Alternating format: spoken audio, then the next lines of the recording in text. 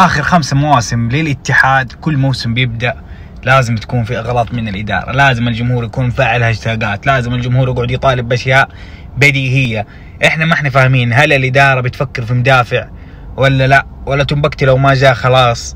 أمس حمدي بلو طلع في أكشن مع وليد وقاعد يقول إنه الاتحاد تعاقد مع فابينيو في الغالب لأنه يبغى يكون في الدفاع سنتر. فيا إدارة الاتحاد والله احنا عارفين ومقدرين انكم بتدفعوا وبتتعبوا، لكن في اشياء بديهية.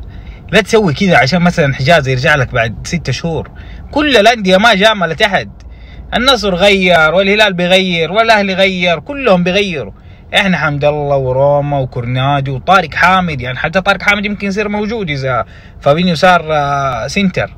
فهذا الشيء الغريب من إدارة الاتحاد، ما احنا فاهمين هم ايش يبغوا. دائما كل موسم نفس المشاكل، وبعدين بعد اول جوله ثاني جوله يبدوا ايش يشوفوا الكارثه. وفريقنا شايفينه احنا يعني برضه مو افضل حاجه، ترى ما هو الفوز اللي انت مكتسح الملعب. لسه للان الفريق ما وصل للمنظومه او الشيء المتكامل، يعني فريقنا للان ما هو متكامل. في اسامي لكن عندك كانتي مصاب ما انت عارف ايش قصته، من اول مباراتين هو مصاب. عندك فابينيو حيصير سنتر، طارق حامد حيرجع هو وكورنادو نفس اول. طب على الاقل هنريكي كان مره مفيد والله، هنريكي ولا طارق حامد. يعني خلاص طارق حامد انا عارف انه مقاتل ومجتهد، لكن الامكانيات ما تساعد بالذات في الدوري هذه السنه.